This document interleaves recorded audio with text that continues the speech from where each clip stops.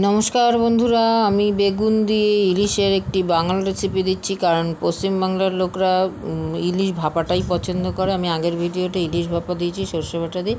এটা আমি সহজে বেগুন দিয়ে দেখাচ্ছি। প্রথমে কড়াইয়ে সর্ষের তেল দিয়ে তার মধ্যে জিরে ফোড়ন দিয়ে আমি মাছটাকে অল্প অল্প ভেজে নিলাম। 3 পিস মাছ নিয়েছি, তার মধ্যে একটা লেজা নিয়েছি, কারণ লেজাটা বেশি সুস্বাদু লাগে বেগুন দিয়ে, ইলিশের লেজা। এরপরে আমি এর মধ্যে দেব বেগুন কাটা, অল্প ভেজে নিতে হবে, লাল লাল করে ভাজলে খারাপ লাগবে। অল্প একটু এপিট ওপিট করে তারপরে আমি তার মধ্যে গোটা কাঁচা লঙ্কা দিয়ে দিলাম এবং বেগুনকে কেটে দিয়ে দিলাম বড় বড় করে।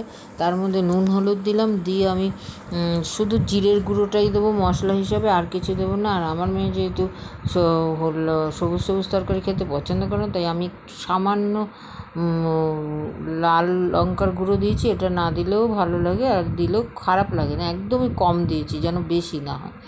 দেওয়ার পর এবার নুন হলুদ দিয়ে পরিমাণ মতো এবার জল দিলাম, দিয়ে আমি এটা হতে দিলাম। হওয়ার পর যখন এরকম মাখা মাখা টেক্সচারটা হবে, তখন আমি নামিয়ে গরম গরম ভাতে পরিবেশন করব।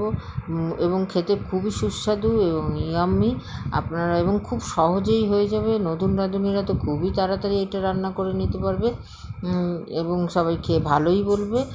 আর দেখা হচ্ছে আমাদের পরের ভিডিওতে।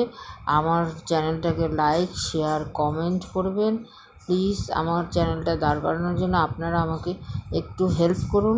আমি আশা করছি আমাকে আপনারা সাহায্য করবেন। আমার ভিডিওগুলো মনে হয় আপনাদের ভালো লাগবে, এবং আমি রান্নাগুলো মোটামুটি সহজই দিই, দেখে নেবেন একবার। আসছি, দেখা হচ্ছে পরের ভিডিওতে।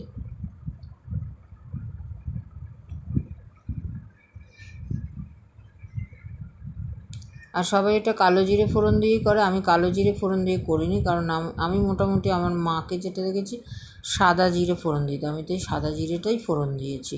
এর মধ্যে কিন্তু অন্য কোনো মশলা যাবে না, যেমন আদা বাটা টাটা কিছুই না।